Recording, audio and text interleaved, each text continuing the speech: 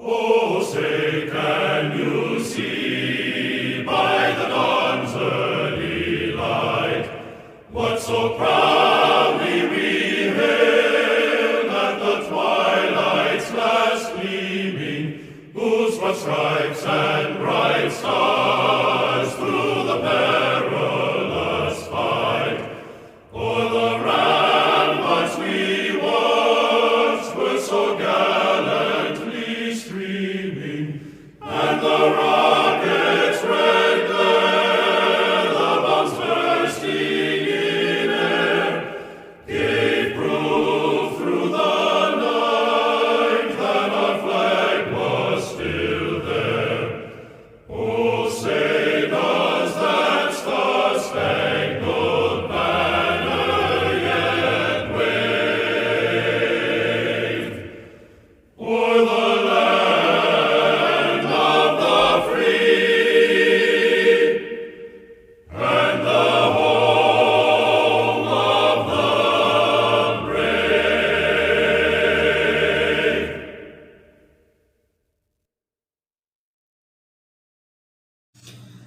Hey everyone, welcome back to our channel. If you're new here, please subscribe. I'd really love that. If you're returning, how you doing? Grab your coffee, maybe a snack or two, and let's get into it, okay? So, the first thing that we're going to talk about is the fact that there are recalls on more than 400,000 bottles of OTCs, and this is for pain meds. It's for Walgreens brand products that were sold nationwide between October 2021 through April 2022 for about $9. And there's nothing wrong with the acetaminophen pain reliever in the bottles, but the packaging does not meet the child resistant. Okay, you know how with the child lock, how you have to press down on it and then turn it. Well, it didn't meet the requirements that are needed. So it's also Kroger brand of aspirin, ibuprofen, and acetaminophen. They were recalled for the same reason. No injuries have been reported, but I just wanted to put it out there, okay? So there's nothing at all wrong with the medication itself. It's just if you have little ones and you don't keep it put up or in a lockbox, okay, and they get to that medication, you know what I mean, and it doesn't have the child safety lock on it, okay? So I just wanted to let you guys know about that recall, okay? So on to this. Now we have talked in length about what, you know, they want to put in our foods and what they want us to start eating. And you know, this is not plant-based, okay? This is bug-based. Yeah, this is gross. So, Aspire, and that's A-S-P-I-R-E. Aspire, their new plant, will reportedly reproduce 9,000 metric tons of crickets every single year for human and pet consumption. So, how yummy is that? Yeah, yum, yum, yeah, no. So they announced that this has completed construction of its alternative protein manufacturing facility. And this is going on in London, Ontario. And this is now home, their new home for this, and it's the world's largest cricket production facility. Yeah, well, they can keep it up there. So their new plant, like I said, is reportedly producing 9,000 metric tons of crickets every year for human and pet consumption. And that's about 2 billion insects.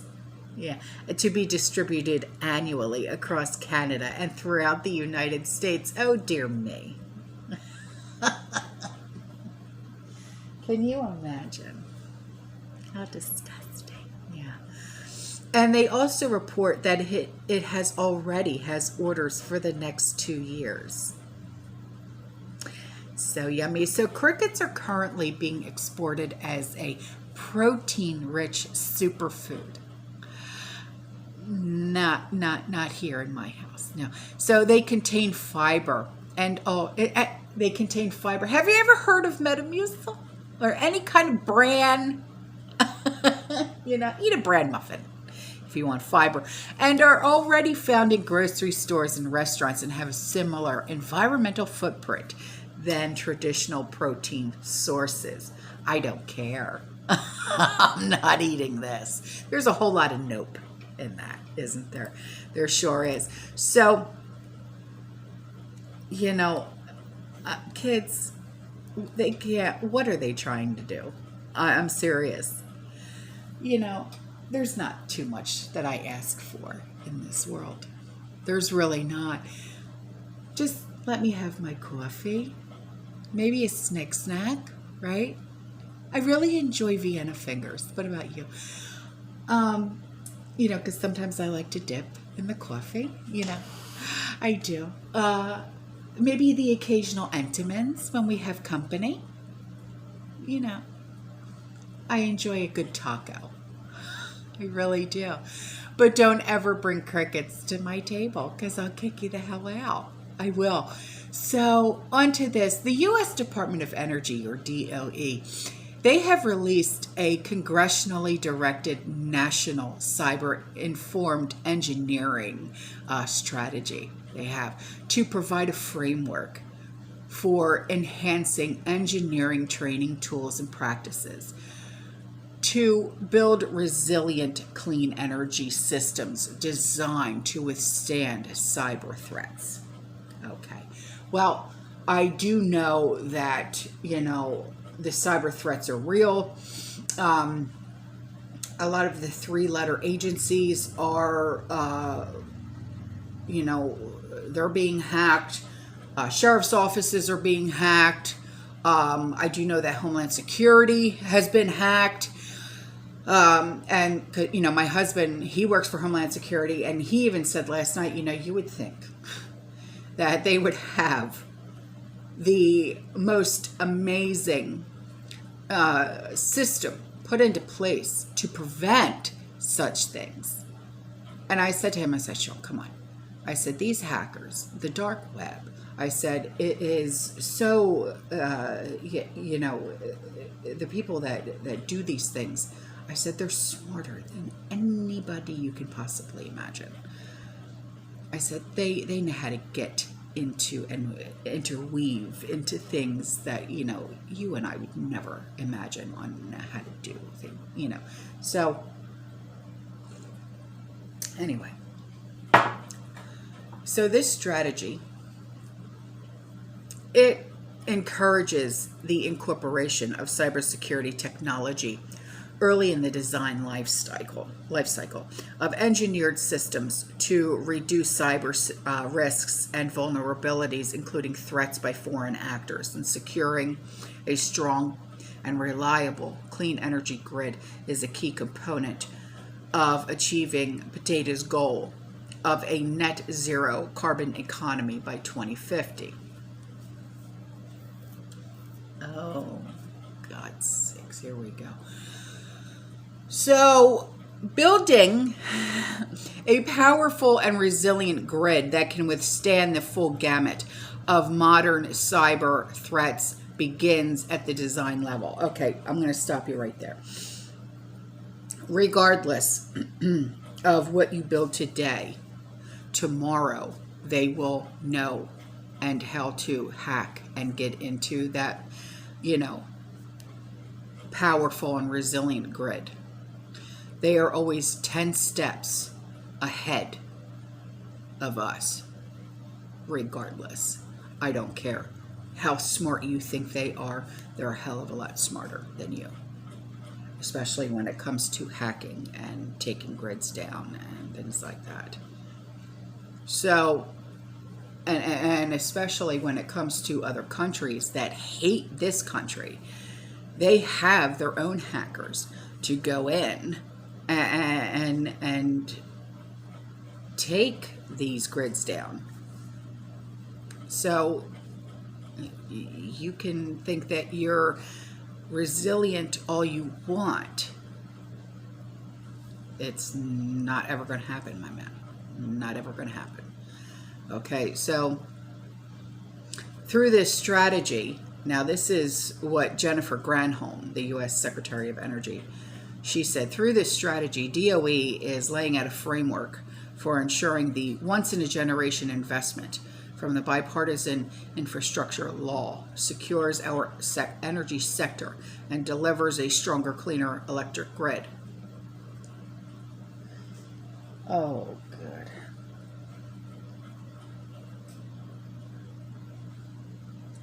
Well, you really don't. You don't have two brain cells to rub together up there, do you? So I'll leave that link for you because I'm not even going to touch it. So on to this. There's a water crisis right now in Texas. City continues and residents begin to improvise. So, you know, this is just another reason why we prep, why we store water, why we do what we do for people of the prepared mind, okay? So residents of the West Texas city of Odessa, they have improvised emergency water supplies after a water system outage left them high and dry for days amid scorching heat. And even as utility crews, they scrambled to restore normal service. The city said taps in 165,000 homes and businesses, they lost pressure and went completely dry after a 24-inch or 61-centimeter main broke Monday afternoon. And Odessa's water treatment plant was back online at about 8 a.m. on Wednesday, but a recharging process was taking place during which workers slowly add water back into the system to ensure that there were no more leaks. So I hope, you know, that whoever was not prepared for something like this and they experienced this will now say, okay, if this ever happens again, I am now going to prepare myself by stocking up on water. Okay. So on to this. In Tucson, Arizona, their electric power is asking customers to avoid using too much energy during certain times of the afternoon ahead of high temperatures. Okay, well, everyone right now is experiencing high temperatures. We're experiencing them right now. And honestly, it's odd for this time of year, especially in June, to be experiencing 112, 113 degree weather. We expect that mid-July through August, but not right now. So I can already tell that we're going to have a brutal summer and a brutal hurricane season. And so could we see like rolling blackouts and stuff like that here? I don't know. But I will say this. My AC has literally been running, and it's not ever kicking off. So what we've been doing is we've been running all the fans. We never turn our ceiling fans off, but we have these, you know, the high energy, not high energy, my bad. What are they called? You know, the cyclone fans. I have those. So I have one running in the garage, and I have one, but the one in the garage is much, much bigger. I mean, that thing is huge, and it's on a very large pedestal. And then I have a smaller one in here in the house to keep more air circulating going. And I was told, you know, that maybe it would be in our best interest to get a dehumidifier. So I think that's what I'm going to do. That's going to be a part of my payday preps. So, because I was told that might help with our energy cost. I said, okay. So TEP, they are asking their customers to reduce their energy usage between 3 p.m. and 7 p.m. during the summer months. And they say that the company is preparing for heat and extreme weather and could increase energy costs and cause power outages. So now that you are now in the know, if you live in Arizona, prepare for that, okay? And customers are urged to avoid using large appliances, set the thermostat at 78 degrees, use ceiling fans, plan meals ahead of time, and program pool pumps to run at morning or midday. So, now that you are in the know, please prepare accordingly, okay?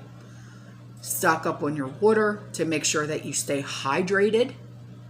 Make sure you have even handheld fans, ones that, can be, run on battery for a just in case. Something, just in case there are rolling blackouts. Okay, please. So, on to this. Talking about utility bills and whatnot, okay? A subscriber who lives in Gainesville, Florida, she got a hold of me the other day and she said my utility bill was $799. It's normally $299. She said, this is crazy. I know they said to expect higher bills and that they're going to double, but mine is almost triple. I said, you're not the only one. Because Sean's mom, she got her electric bill in the mail the other day. And it's her normal electric bill is about $175. This month, $315. And nothing's changed. So she said, in return, she emailed me back and she said, something has to give. People think, she said, people I think are living on credit cards. Yeah, they are. And sooner or later, they will end. That will end. By the end of this year, people will be destitute. Hyperinflation is here. And it's happening very fast now. We will be unable to run our power or water with these rates. Yeah. You are so right. Because we're not going to be able to afford it. Hang on. So, on to this. This was sent to me, and it says shock report in the subject line. And it says, shock report reveals food prices could go up 15% over the summer, squeezing family finances even further. Yeah, so it's like not only are we now dealing with much higher utility bills, now much higher food bills, right? She said some families may have to skip meals as inflation continues to rise. The report also mentioned that the UK economy is facing its strongest period of inflationary pressure since the 1970s, with the conflict in Ukraine worsening the impact by restricting supply chains and pushing up grain prices. UK food prices could go up by 15% over the summer, adding to the stress on families facing rising petrol and energy bills. Yeah. It's the same thing everywhere, it seems. And the Institute of Grocery Distribution, or IGD, said in a report that households are set to pay more for essentials, including dairy, bread, and meat. So this came in, and the subscriber said, just a quick note, here in North Texas area near Dallas, I haven't noticed too many items out of stock. Of course, prices are a different matter. Some things are still the same price, but others have gone up substantially. One thing I found, considering hearing and seeing the price and shortage of eggs, was a 30-count medium container of eggs at my local Kroger for only $4, not out of date. And also, this has been the price for several weeks now. I checked on using medium eggs in place of large eggs and found that according to Google, you can use the same amount of medium eggs as large eggs until you use over 4 eggs. When you need 5 large eggs, then the difference is noticed. You need to use 6 medium eggs if a recipe calls for 5 large eggs. This is only needed when baking, etc., not scrambled or making omelets. To me, $4 for 30 eggs is a lot cheaper than $2.99 a dozen large eggs, so well worth it. Okay. And then before I go, this came in. Just a little history, she said, for those who don't know or hadn't considered it. During the Great Depression, from the year 1933 to 1940s, eggs were expensive. Transportation for products was rarely available, as everyone was out of work or had very little money available to pay to transport anything. The droughts that hit, causing the Dust Bowl, created a similar situation we are seeing today with the lack of fertilizer for farmers, creating a lack of harvest grains for feeding animal stock. The lack of feed and lack of transportation caused eggs to skyrocket in price. When I was young, I knew my grandparents, but I also knew my great-grandparents. They all lived in a small railroad town in the mountains where I live today. They would talk about the Great Depression, what things cost, and how bad things got. The biggest shock for them was how expensive eggs got. The only eggs available were locally grown. In the late 1930s, eggs rose to $1 per egg. So it's something similar to what we're seeing.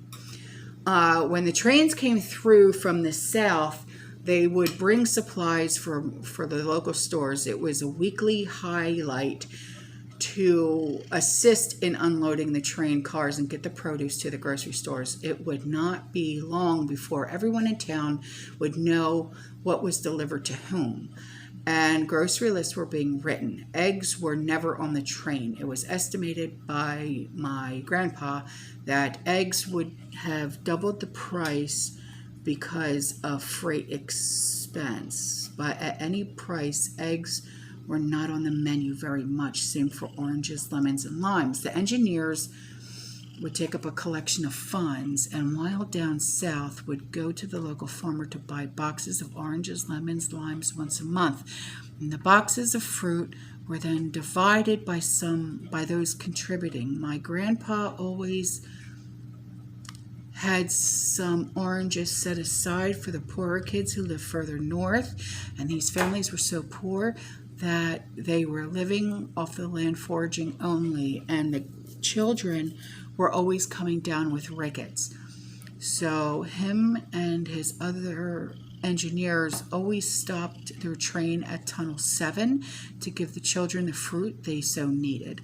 Living rural has advantages, but it also has disadvantages. If diesel runs out, the stores will close and nothing will be available or extremely expensive. And weather issues of snow, avalanches, forest fires, floods, tornadoes, hurricanes, etc. can create even more havoc. And the prices of everything will skyrocket even higher. If we're seeing $1 per egg today, I suspect we could see $2, $3, or even $4 per egg before this is over. Thank you for sending that in. All right, guys, I'm out of here. I love you. I'll see you in the next one. You stay safe, you stay positive, you keep prepping. And as always,